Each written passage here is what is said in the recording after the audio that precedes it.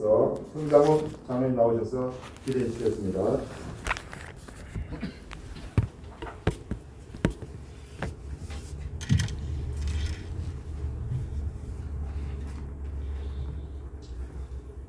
너희는 여호와를 만날 만한 때에 찾으라. 가까이 계실 때에 그를 부르라. 악인은 그의 길을 불의한 자는 그의 생각을 버리고 여호와께 돌아오라. 그리하면 그가 긍휼히 여기시리라. 우리 하나님께로 돌아오라. 그가 너그럽게 용서하시리라. 아멘. 사랑과 은혜가 풍성하신 여호와 아버지 하나님 감사합니다. 한 주간의 삶 가운데도 언제나 한결같은 사랑으로 지켜 보호해 주신 은혜를 감사드립니다. 세상에 썩어질 것들을 위하여 한 주간도 동분서주하며 악의 다툼 속에 살아온 저희들을 불쌍히 여기시고 이처의 자녀로서 부끄럽지 않은 삶을 살아가는 저희 모두가 되게 하여 주옵소서. 날씨가 점점 더워지는 계절입니다. 시작되는 여름도 건강하게 잘 날 수 있도록 은혜를 다하시며 건강으로 지켜주셔서 주님의 사업에 쓰임받는 저희 모두가 되게 하여 주옵소서. 너희는 무엇을 먹을까 입을까 염려하지 말라고 하셨는데 세상의 기준으로 너무 아둥바둥하며 살지는 않았는지 돌아보게 하시고 하나님의 계획 속에 속한 삶들을 살아가는 저희 모두가 되게 하여 주옵소서. 창원 선교회를 사랑하시는 주님, 지금까지 인도하시고 지켜 보호해 주신 은혜를 감사드립니다. 복음의 도구 삼으시고 땅끝까지 이르러 복음의 증거되는 창원 선교회 되게 하셔서 주님을 세상 끝까지 증거하는 일에 게으르지 않게 하시고 가고 보내고 돕는 선교사로서 부끄럽지 않는 저희 모두가 되게 하여 주옵소서. 오늘도 말씀을 대언하시는 당의정 목사님 영육간에 강건함을 허락하시고 전하는 말씀 속에 주님을 만나게 하시며 천국 소망을 꿈꾸는 귀한 시간 되게 하셔서 구원을 확신하는 삶 소망의 시간 되게 하여 주옵소서. 또한 이리학교와 청소년 상담 사역 등 목사님의 모든 계획 위에 주님의 큰 은혜 내려 주옵소서. 오늘도 정성을 다해 예배에 수종드는 손길들을 축복하시고 코로나 팬데믹 속에서도 무탈하게 가정과 사업장 모두를 안전하게 지켜주신 주님의 은혜에 감사드리며 한 주간도 세상 나가 살아갈 때에 주님의 동행과 인도하심을 받는 저희 모두가 되게 하여 주옵소서. 모든 것 감사드리며 우리 구주 예수 그리스도의 이름으로 기도합니다. 아멘.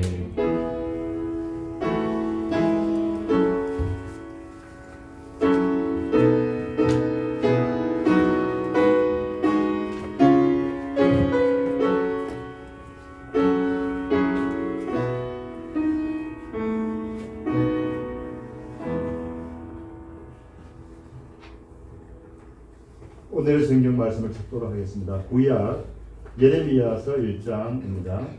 구약 1050페이지에 있습니다. 예레미야서 1장 1절에서 19절 1장 전체가 되겠습니다. 구약 1050페이지에 있습니다.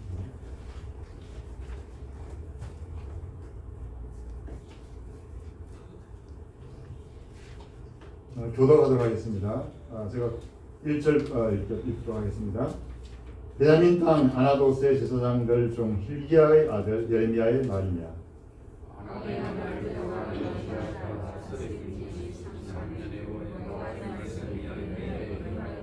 요시아의 아들 유다왕 여호야김 시대부터 요시아의 아들 유다왕 시드기야의 11년 말까지 곧 5월에 예루살렘이 사로잡혀 가기까지 임하니라. 내가 너를 모태에 짓기 전에 너를 알았고 내가 배에서 나오기 전에 너를 성별하였고 너를 여러 나라의 선지자로 세웠노라 하시기로.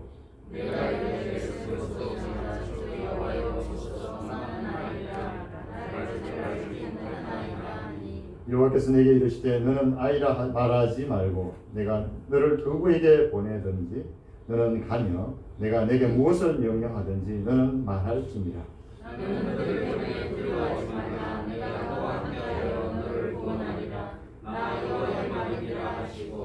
여호와께서 그의 손을 내밀어 내 입에 대시며 여호와께서 내게 이르시되 보라 내가 내 말을 내 입에 두었노라.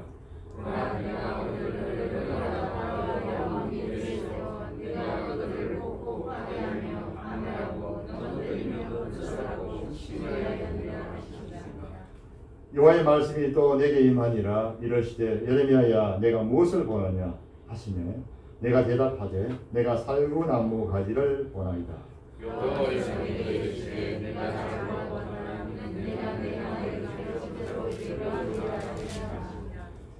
여호와의 말씀이 다시 내게 임하니라. 이르시되 내가 무엇을 보느냐 대답하되 끓는 가마를 보나이다. 그 윗면이 북에서부터 기울어졌나이다 하니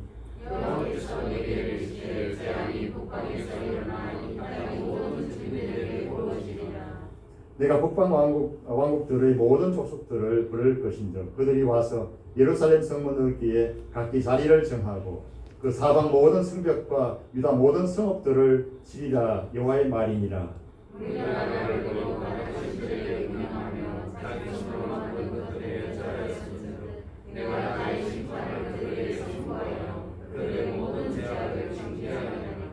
그러므로 너는 내 허리를 동이고 일어나 내가 내게 명령한 바를 다 그들에게 말하라. 그들 때문에 두려워하지 말라. 내가 그들 앞에서 두려움을 당하지 않게 하리라.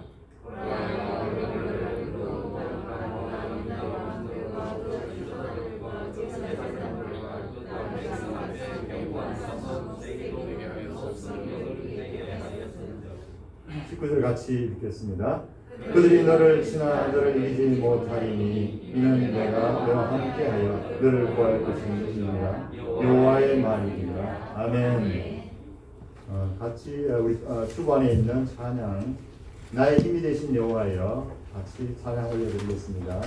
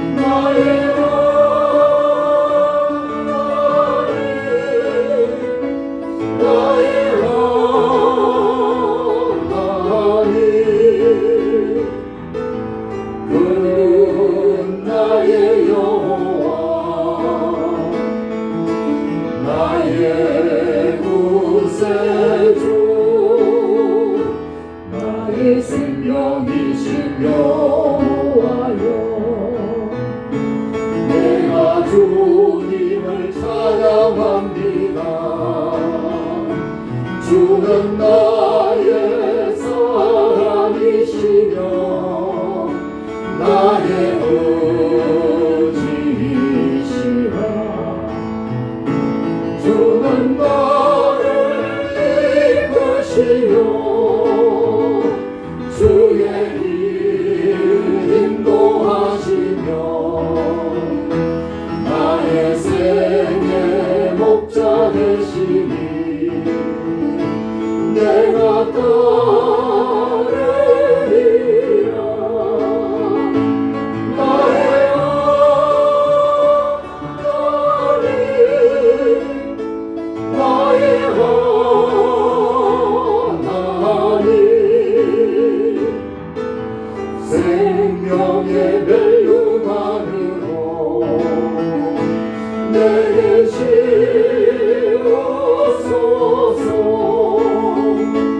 나의 하나님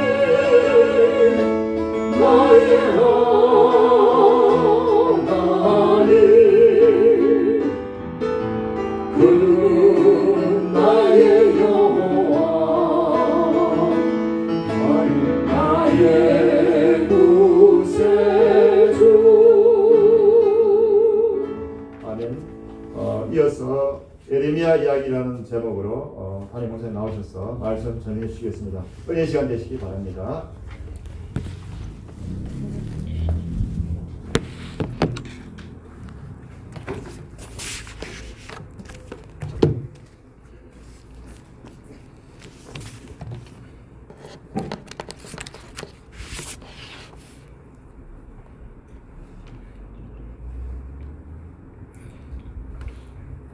아시아 국가 가운데 몽골족이 가장 왕성한 시대는 1300년대라고 합니다.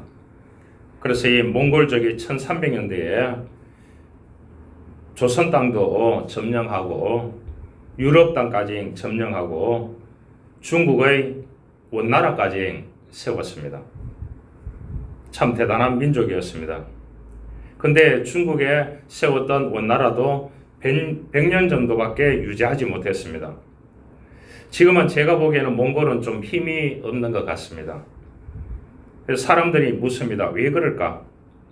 말타기를 좋아하고 점령도 잘하고 군사력도 있었고 다 있었는데 많은 사람들이 분석에 군사력과 경제력으로 모든 것을 뒷받침해 줄 수 있는 뭐가 없었느냐? 정신력과 영적인 영역이 없었다. 그렇게 얘기합니다.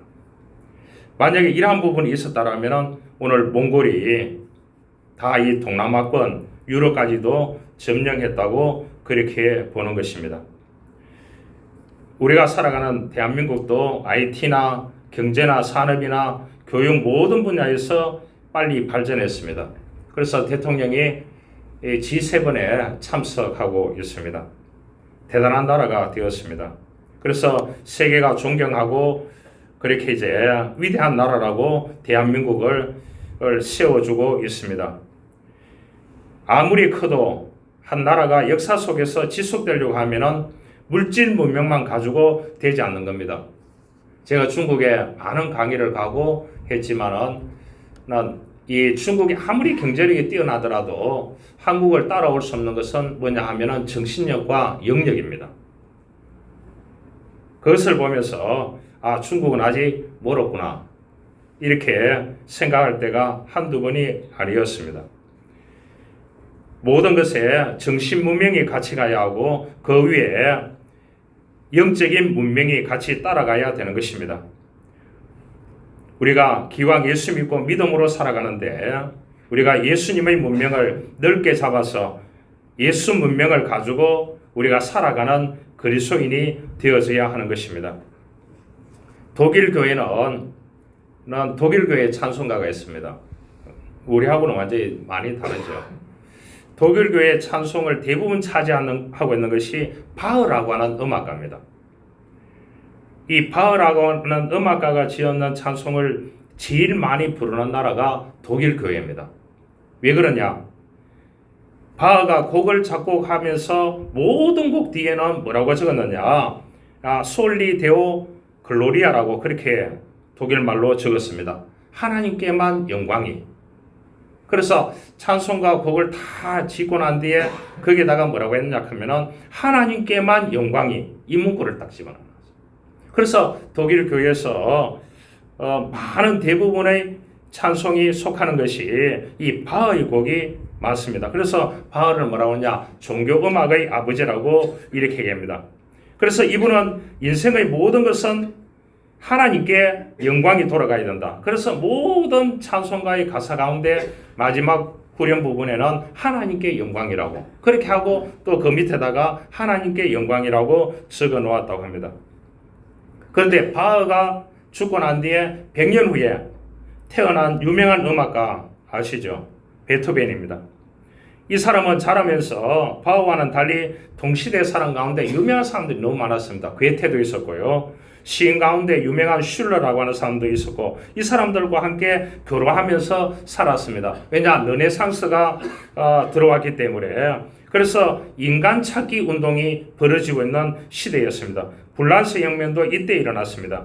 인간의 회복이라는 주제를 가지고 있었습니다. 그래서 신본주의에서 인본주의로 바뀌는 그 시점에 유명한 음악가인 베토벤이 태어났습니다. 이분도 교회에서 자랐고 베토벤도 세례를 받고 열심히 예수 믿는 사람이었습니다. 그러나 인간 속에 뭐 있느냐?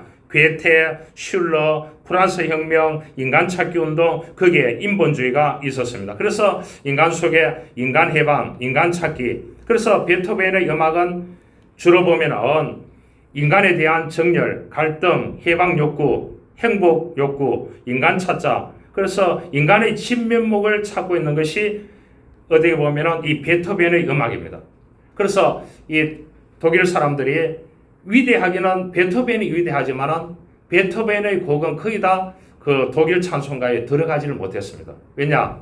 인본주의가 너무 많기 때문입니다. 그런데 이 베토벤이 그 신앙생활을 너무 잘했기 때문에 이분이 최고의 작품이 이제 심포니 노라고 하는 9번이죠. 그래서 인간이 추구하는 최고의 가치는 하나님이 주신 행복이다. 하나님이 주신 기쁨이 있어야 된다.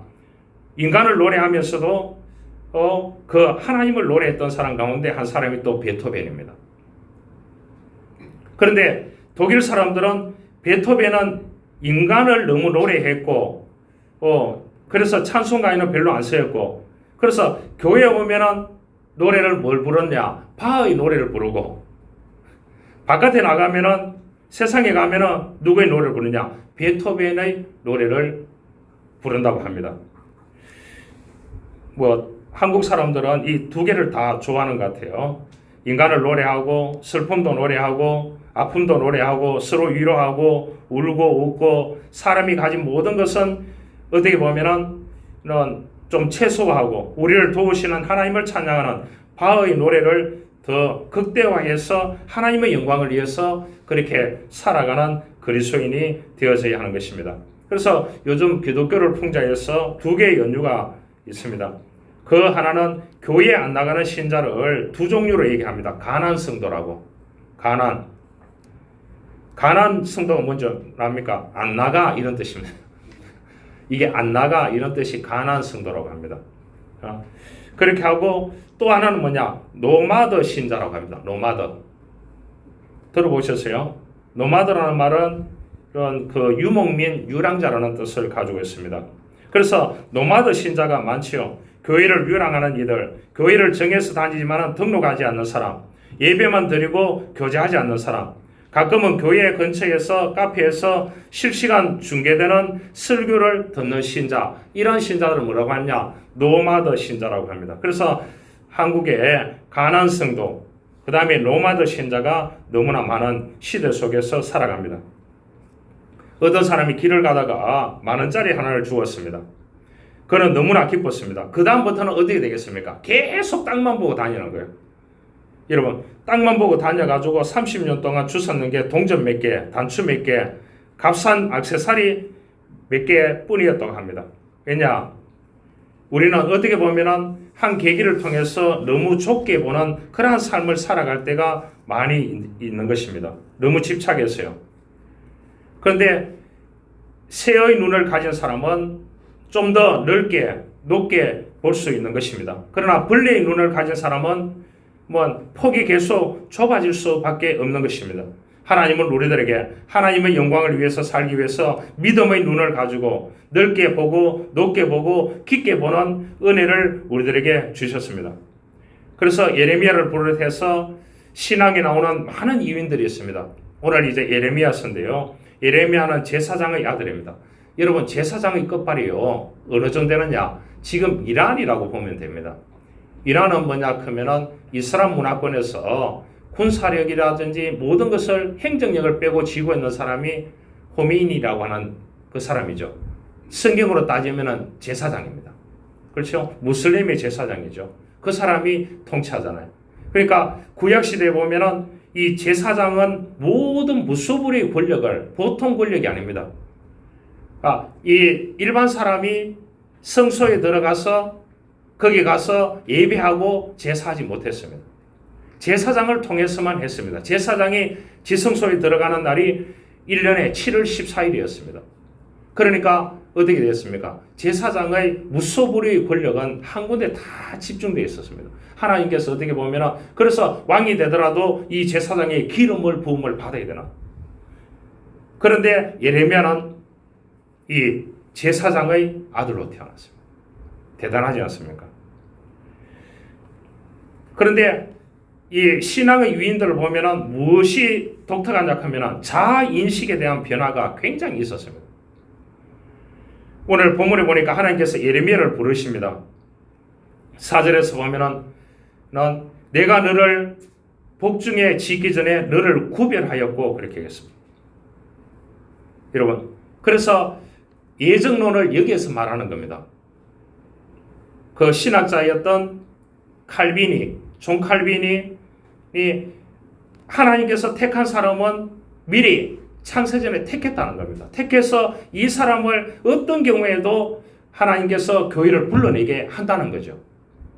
택한 이거를 얘기할 때 그 논리를 어디에 쓰느냐? 예레미야 1장 4절 5절 이렇게 쓰는 겁니다. 내가 너를 복중에 짓기 전에 너를 구별하였다. 이러한 소명의식을 갖게 되는 겁니다. 예레미야가. 그래서 너는 그들을 인하여 두려워하지 말라. 내가 너와 함께하여 너를 구원하리라. 이러한 신앙의식 속에서 예레미야가 부름을 받게 됩니다. 우리가 믿는 사람들이 자아인식에 대한 변화가 있어야 됩니다. 하나님을 믿으면 하나님을 믿음에 대한 신앙의식을 가지고 살아가야 되는 것입니다. 사회에 가보면 제가 로타리 클럽이라든지 후원받기 위해서 그 라이온스 클럽이라든지 이러한 클럽들에게 이러한 거대한 조직들에게 가보니까 그 사람들은 거기에 그곳이 신앙이라고 그렇게 얘기했다는 거예요. 거기에 대한 의식은 대단하더라고요. 그것도 회비도 굉장히 비싸요. 회비도 매달 내는 회비도 그렇게 비싸요. 그런데 거기는 뭐냐? 거기가 신앙 정도 수준이 되니까 그 사람들은 거기에 빠지지를 않는 겁니다. 그런데 예수 믿는 사람은 뭐 주일도 빠지고 마음대로 살잖아요. 예. 그런 것 같아요. 아까도 장로님들하고 얘기 나누었지만 백신도 저는 한 10만 원 받아야 된다 생각해요. 그러면 저도 맞을 수 있잖아요. 저보고는 맞으라고 하는 사람이 아무도 없어요. 그렇게 하니까 어떤 분은 뭐 자기 교인이 간호과장이라서 뒷문으로 가서 맞았대요.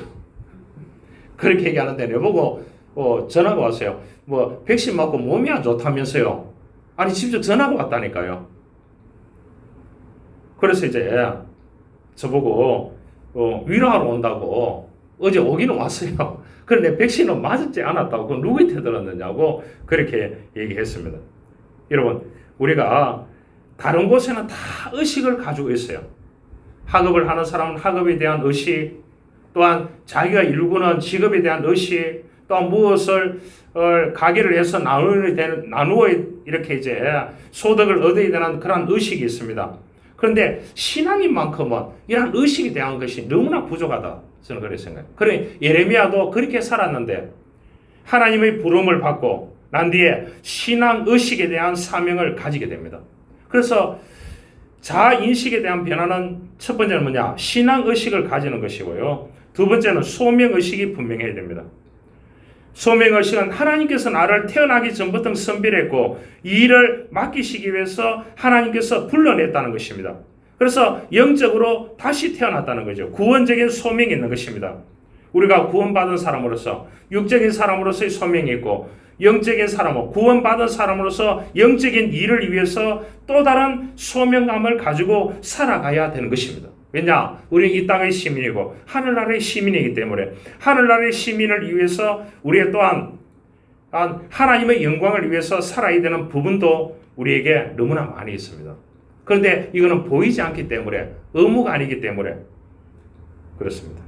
여러분, 신앙의식이겠습니까? 소명의식이겠습니까? 다음으로 창조의식이 있어야 합니다. 부름받은 자에게 반드시 할 수 있는 것은 긍정적인 행동의식이 있어야 되는 것입니다. 여러분, 상반되는 자아인식 가운데 하나는 비교의식이고 하나는 창조의식입니다. 비교의식은 자기 자신을 다른 사람과 비교하면서 자신을 부정하고 원망하고 열등의식에 사로잡혀 살아가게 되는 것입니다. 하나님의 소명에 대한 성공적인 삶의 자세는 나도 할 수 있다는 긍정적인 창조의식을 가지고 살아가야 되는 것입니다. 여러분, 우리들에게 이러한 자아인식에 대한 변화를 가지기 위해서는 신앙의식과 소명의식과 창조의식을 가지고 살아가는 것이 우리가 하나님께 부름받았는 이 땅에 우리들에게 소명의식을 주셨다고 그렇게 보면 되겠습니다. 그래서 이 예레미야를 불러서 신앙의식을 주고 소명의식을 주고 창조의식을 하나님께서 주시는 것입니다. 그래서 8절에 말합니다. 너는 그들을 인하여 두려워하지 말라. 내가 너와 함께하여 너를 구원하리라. 여호와께서 그 손을 내밀어 내 입에 대시며 내게 이르시되 보라 내가 내 말을 내 입에 두었노라. 그랬을 때 뭐라고 하겠습니까? 나는 말할 줄을 모른다 그랬습니다. 왜냐? 여러분, 제사장의 아들로 태어났기 때문에 뭐 드러나는 삶을 살 수 없잖아요. 그렇게 하니까 나는 말할 줄 모릅니다. 딱 얘기했습니다. 말할 수 있는 능력을 하나님께서 주겠다고 또 얘기합니다. 그래서 이 예레미야로 하여금 신앙의식을 심어주고 소명의식을 심어주고 창조의식을 심어줘서 하나님께 부름받은 그러한 선지자가 됩니다. 그런데 이 예레미야 입장에서는 봤을 때에 이때가 가장 어려운 시기였습니다. 유다 역사상 가장 어려운 시대에 활동했는 선지자가 누구냐? 예레미야입니다. 그래서 예레미야는 하나님께서 남겨주신 거루터기 선지자였습니다. 요시야 왕 때에 율법책이 발견되고 우상을 타파하고 성전을 재건축하고 대대적인 종교개혁이 거의 주다하에 일어났습니다. 그런데 이 요시야이 어디냐? 이집트와의 그 무기토 전투에서 이집트 왕이었던 너고 왕과의 무기토에서 그 전투에서 전사하고 맙니다. 패망했습니다. 그렇게 하고 이 이집트가 바빌론에게 대항하다가 무너지고 갈그미스 전투에서 이 느부갓네살 왕에게 바빌론 느부갓네살 왕에게 패망하고 말았습니다. 이러한 시대에 누가 있었느냐? 예레미야가 있었다는 거예요. 예레미야. 그때에 누가 태어났느냐? BC 645년도에 hilki야의 아들로 태어났습니다. 20세의 약관의 나이에 선지자로 부름을 받았습니다. 그때가 뭐냐? BC 626년입니다. 그런데 예레미야는 성격이 굉장히 내성적입니다. 감수성이 강하고요. 감수성이 강하니까 감성적이죠. 또 수줍어하는 성격의 그러한 사람이었습니다. 의향적이 아니었습니다. 그래서 그 당시만 하더라도 율법책을 보고 하나님 말씀을 보고 이렇게 지냈던 내성적이고 감수성이 강하고 감성적이고 수줍어하는 성격의 사람이었습니다. 이 사람을 20세에 하나님으로부터 부름받는 선지자로 불러내게 됐습니다. 그럴 때에 예레미야가 뭐라 했냐? 저는 어리고 말도 할 줄 모릅니다. 이렇게 얘기했습니다. 그래서 하나님께서 살구나무 가지를 보여줬습니다. 이건 뭐냐? 깨어있음을 상징하는 것입니다. 정월에 꼽히는 것이 뭐냐? 살구나무 가지인 것입니다.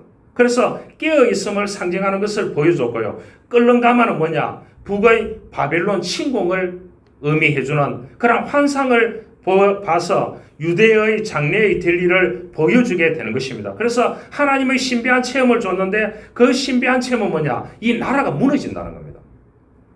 아니, 내가 선지자로 부름을 받았는데 이 나라가 내가 가서 외침을 통해서 이 나라가 강성해지고 회복이 되고 변화가 일어나고 새로운 일들이 뻗어가고 이렇게 될 줄 알았는데 하나님께서 보여주는 것은 뭐냐 하면은 이 유다 왕국이 무너진다는 것을 보여줬습니다. 그러니까 너가 나가서 외치라는 겁니다. 하나님 말씀을. 그런데 이분이 20대에 부름을 받아서 평생 독신으로 지냈습니다. 여러분, 외치다 보니까 결혼할 기회를 놓쳤습니다. 그런데 성격은 자기하고 맞지 않았습니다. 원래 온유하고 겸손한 성품의 소유자였습니다. 그런데 하나님의 무서운 진노의 말씀을 전해라고 하니까 얼마나 두려웠겠습니까? 그런데 예레미야는 그 말씀을 나가서 왕에게 가서 전하고 시민에게 가서 전하고 백성들에게 전하고 종교 지도자들에게 정치 지도자들에게 전합니다. 전하다가 어떻게 되느냐? 왕이 예레미야를 죽이려고 합니다. 신봉 4명을 보냈습니다. 예레미야를 죽이라고요. 여러분, 그래서 이 하나님의 도움을 인해서 자기 주변에 있는 사람들을 통해서 7년 동안 은둔 생활을 합니다. 여러분, 7년 동안 은둔 생활을 하는 가운데 예레미야가 죽고 싶은 심정이 한두 번이었겠습니까? 그래서 그 자기가 은둔 생활하면서 썼던 기록이 어디냐? 15장에 있습니다. 자기 고백이 있어요. 자기 고백이 심적인 고민을 생생하게 했던 것이 뭐냐? 7년 동안. 여러분, 7년 동안 어디 굴에 가서 이사락하면 있겠습니까? 그래서 이제 이 무기도 전투에서 요시아가 전산 후에 다시 뭐냐? 이 나라가 휘청해 버리는 겁니다. 그래 여기 여호와김 왕 때에 예레미야가 가서 성전 설교도 하고 우상화하려고 하는 것도 지적하고 하니까 여호야김 왕도 뭡니까? 죽이려고 하죠. 그러니까 예레미야 주변에는 뭐냐 하면 하나님의 말씀을 전파하면 전파할수록 죽이려고 하는 사람이 많이 있습니다. 이 기록이 뭐냐? 1장에서 25장입니다. 그래서 이제 우리가 봤을 때에 이 예레미야는 너무나 힘이 들었습니다. 그때에 마지막 왕이 있었습니다.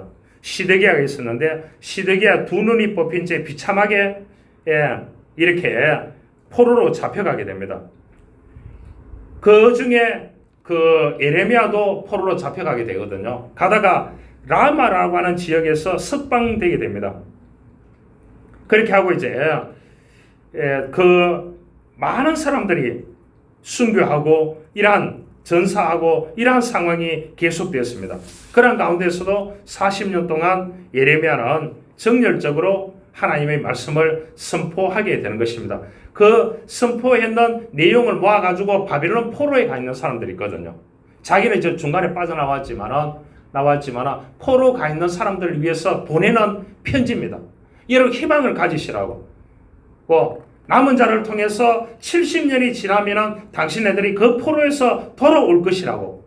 이 메시지를 전했는 것이 뭐냐? 이거를 편지를 써가지고 보냈는 것이 오늘날 예레미야 성경입니다.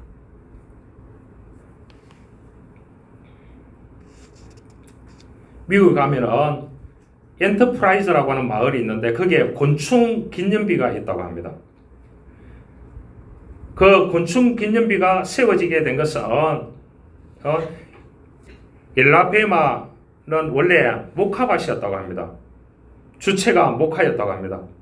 그래서 모카를 따서 심어서 벌어먹고 사는데 이상한 버러지가 생겨서 이거를 다 죽여버리는 겁니다. 그 벌레가 뭐냐? 바구미 벌레였다고 합니다. 이것 때문에 고민하는 박사가 있었는데 그 박사가 뭐냐? 카브라고 하는 박사였다고 합니다. 그래서 이제 땅 속에서 올라오는 것은 다 이 버러지들이 먹으니까 땅 속에 들어가는 것을 심자 이렇게 해가지고 땅콩을 심었대요. 그래서 땅콩을 심어 놓으니까 어디에 되느냐? 전부 다 땅콩을 카바 박사가 심으라고 해가지고 땅콩을 심어 놓으니까 땅콩 농사밖에 안 되니까 어디에 되겠습니까? 농사해가지고 팔려고 하니까 이게 값이 폭락을 해버리는 겁니다. 그래서 카바 박사 저놈 죽여야 된다 이렇게 되는 거예요. 그래가지고 카바 박사가 이렇게 이제 보름달에 나가서 달을 보면서 별을 보면서 그랬습니다. 왜 나에게 땅콩을 심게 하셨습니까? 하나님 그렇게 얘기했다. 왜 나를 땅콩을 심게 해가지고 나에게 왜 이런 고난을 주십니까? 이렇게 얘기하니까 자기에게 감동이 왔대요. 땅콩 한 줌을 지고 가서 연구실에 가서 연구하라. 그렇게 해서 이 사람이 땅콩 한 줌을 들고 가서 연구해가지고 87종류를 냈습니다. 뭐죠? 계란 후라이 하는데 뭐 먼저 넣어야 되죠? 식용유라고 합니까? 그 땅콩 식용유도 있습니까? 땅콩 버터도 있습니까? 이런 거를 몇 가지를 만들어냈느냐? 카바 박사가 87가지를 만들어냈대요. 그래서 이제 오늘날 전 세계에 대박을 터뜨렸는 겁니다. 그래서 나중에 지미 카터도 땅콩 농사를 지어서 부자가 되고 대통령이 되지 않았습니까? 어떻게 보면 뭐가 공로자였습니까? 바구미 벌레가 공로자였다. 김연아는 이렇게 말했습니다. 저는 한 동작을 익히기 위해서 10,000번을 연습합니다. 여러분, 이 세상에는 공짜가 없습니다. 노벨 문학상 수상자였던 이 버나드 쇼는 열심히 쓴 극본을 읽어보던 그의 아내가 말했습니다. 여보, 이거 완전한 쓰레기네요. 그러자 버나드 쇼가 그렇게 얘기했습니다. 지금은 쓰레기가 맞습니다. 하지만 7번째 수정 원고가 나올 때는 달라질 것입니다. 이렇게 얘기했다는 거예요. 원고를 썼는데 부인이 보고 났는데 이거는 쓰레기라고, 쓰레기통에 버리라고 했다. 그런데 참 서양 사람들은 좀 다르죠. 한국 사람 같으면 어떻게 됩니까? 아내가 그만하면 남편들이 어떻게 합니까? 기분 나빠서 때려치우는 거예요. 그런데 이 7번째 수정 원고가 나올 때까지 기다려달라고. 여러분, 그때는 완전히 달라질 거라고 그렇게 얘기했습니다. 여러분, 김연아 선수의 10,000번의 연습, 버나드 쇼의 7번째 수정 원고, 두 사람의 공통점은 두려워하지 않고 몰입하는 데 있었습니다. 여러분, 넘어지는 것, 고치는 것을 두려워해서는 안 되는 것입니다. 자기 일에 몰입하는 사람만이 힘든 순간을 견뎌낼 수 있고 힘든 고통의 시간을 이겨낸 사람만이 별처럼 빛나는 삶을 살아갈 수 있는 것입니다. 여러분, 인생의 벌레를 두려워하지 마십시다. 넘어지는 것을 두려워하지 마십시다. 수정하는 것을 두려워하지 마십시다. 하나님이 우리와 함께 하시기 때문입니다. 이 말을 하나님께서 예레미야에게 해주셨습니다.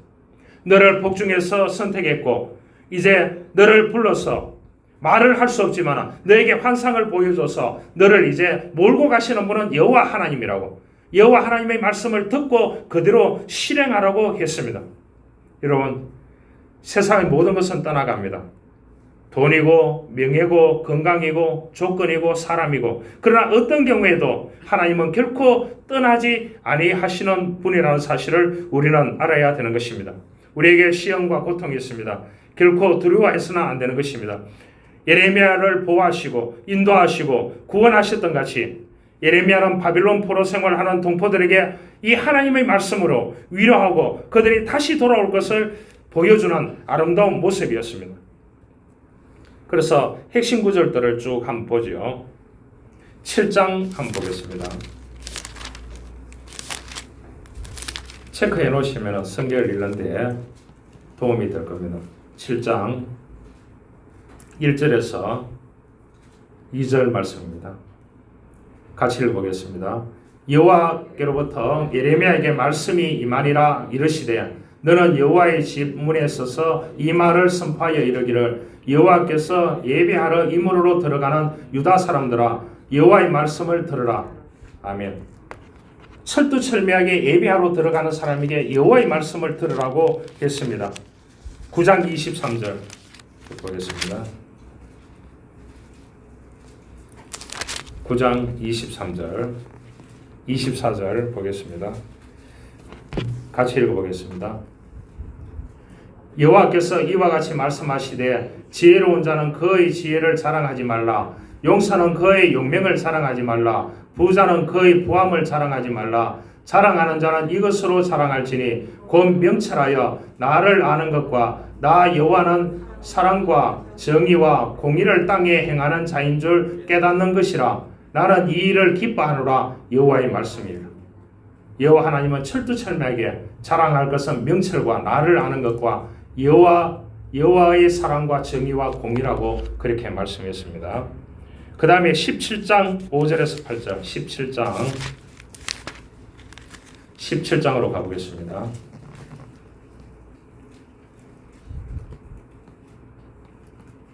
17장 5절에서 8절입니다. 17장 5절에서 8절 같이 읽겠습니다. 여호와께서 이와 같이 말씀하시니라. 무릇 사람을 믿으며 육신으로 그의 힘을 삼고 마음이 여호와에게서 떠난 그 사람은 저주를 받을 것이라. 그는 사막의 떨기나무 같아서 좋은 일이 오는 것을 보지 못하고 광야 건조한 곳 사람이 살지 않는 땅에 살리라. 그러나 물은 여호와를 의지하며 여호와를 의뢰하는 그 사람은 복을 받을 것이라. 그런 물가에 심겨진 나무가 그 뿌리를 강변에 뻗치고 더위가 올지라도 두려워하지 아니하며 그 잎이 청청하며 가무는 해에도 걱정이 없고 결실이 그치지 아니한 같으리라. 아멘. 그 다음에 18장 1절에서 보겠습니다. 1절에서 6절까지 보겠습니다. 18장 1절에서 6절까지입니다. 여호와께로부터 예레미야에게 임한 말씀에 이르시되 너는 일어나 토기장의 집으로 내려가라. 내가 거기에서 내 말을 내게 들려주리라 하시기로 내가 토기장의 집으로 내려가서 본즉 그가 농로의 일을 하는데 진흙으로 만든 그릇이 토기장의 손에서 터지매 그가 그것으로 자기 의견에 좋은 대로 다른 그릇을 만들더라. 그때 여호와의 말씀이 내게 임하니라. 이르시되 여호와의 말씀하시느니라. 이스라엘 족속들이 토기장이가 하는 것 같이 내가 능히 너희에게 행하지 못하겠느냐. 이스라엘 족속아 진흙이 토기장의 손에 있음같이 너희가 내 손에 있느니라. 아멘. 여러분, 토기장이는 하나님이고 토기는 우리인 것입니다. 25장 1절에서 5절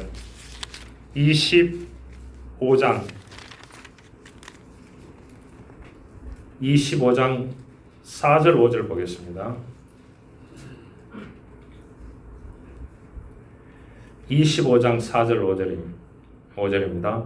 그러므로 여호와께서 그의 모든 좋은 선지자를 너희에게 끊임없이 보내셨으나 너희가 순종하니 아니하였으며 귀를 기울여도 듣지 아니하였도다. 그가 이르시기를 너희는 각자의 악한 길과 악행을 버리고 돌아오라. 그리하면 나 여호와가 너희와 너희 조상들에게 영원부터 영원까지 준 그 땅에 살리라. 아멘. 29장 11절입니다.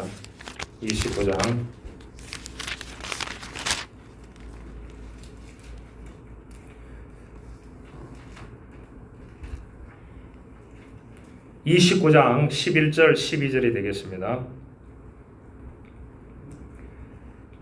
여호와의 말씀이리라. 너희를 향한 나의 생각을 내가 아나니 평안이요 재앙이 아니니라. 너희에게 미래와 희망을 주는 것이니라. 너희가 내게 부르짖으며 내게 와서 기도하면 내가 너희의 기도를 들을 것이요 너희가 온 마음으로 나를 구하면 나를 찾을 것이요 나를 만나리라. 아멘. 33장